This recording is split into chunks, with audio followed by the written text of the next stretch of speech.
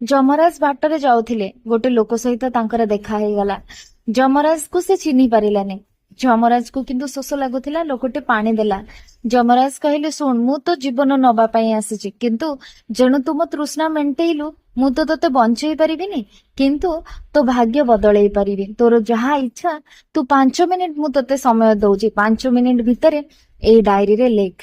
ସାଙ୍ଗେ ସାଙ୍ଗେ ଲୋକଟି ନେଲା, ପ୍ରଥମ ପେଜ ଖୋଲିଲା। ପ୍ରଥମ ପୃଷ୍ଠାରେ ଲେଖା ଥିଲା, ତାର ପାଖରେ ଥିବା ପଡୋଶୀ ଜଣଙ୍କର ଲଟେରୀ ଲାଗୁଛି, ଆଉ ସେ 2 ଦିନ ଭିତରେ ଗୋଟେ କୋଟିପତି ହେଇଯାଉଛନ୍ତି। ସାଙ୍ଗେ ସାଙ୍ଗେ ଲୋକଟି ତାକୁ କାଟିଦେଲା ଆଉ ଲେଖିଲା, ପଡୋଶୀର ଲଟେରୀ ହିଁ ନ ଲାଗୁ। ତାପରେ ନେକ୍ସଟ ପେଜ ଦେଖିଲା। ନେକ୍ସଟ ପୃଷ୍ଠାରେ ଲେଖା ଥିଲା, ତାର ଜଣେ ସାଙ୍ଗ ଭୋଟରେ ଜିତି ନେତା ହଉଛି, ସୁନାମ ଅର୍ଜନ କରୁଛି, ଆଉ କିଛି ଦିନ ଭିତରେ ବିରାଟ ବଡ ଲୋକ ହେଇଯାଉଛି। ଲୋକଟି ସାଙ୍ଗେ ସାଙ୍ଗେ ଲିଭେଇ ଦେଲା ଆଉ ଲେଖିଲା ଯେ ତାକୁ ଭୋଟ ନ ମିଳୁ, ସେ ହାରିଯାଉ। ଏମିତି ସବୁ ଜିନିଷ ଲେଖି ସାରିଲା ପରେ ଶେଷ ପୃଷ୍ଠାରେ ତା ନାଁ ଲେଖା ହେଇଥିଲା। ଯେତେବେଳେ ତା ବିଷୟରେ ଲେଖିବାକୁ ଯାଉଥିଲା, ଯମରାଜ ତାଠୁ ଡାଏରୀ ଛଡେଇ ନେଲେ ଆଉ କହିଲେ, ଏବେ 5 ମିନିଟ ହେଇଗଲା। ଲୋକଟି ମନ ଦୁଃଖ କଲା। ଯମରାଜ କହିଲେ, ତୁ ଦେଖିଲୁ ତ, ଅନ୍ୟ ବିଷୟରେ ଭାବୁ ଭାବୁ, ଅନ୍ୟ ବିଷୟରେ ଖରାପ ଚିନ୍ତା କରୁ କରୁ ତୁ ନିଜର କେତେ ମୂଲ୍ୟବାନ ସମୟକୁ ନଷ୍ଟ କରିଦେଲୁ। ଆଉ ସେ ସମୟ ତୋ ପାଖକୁ ଫେରି ଆସିପାରିବନି, କି ମୁଁ ବି ଆଉ ତୋ ପାଖକୁ ଆସିବିନି।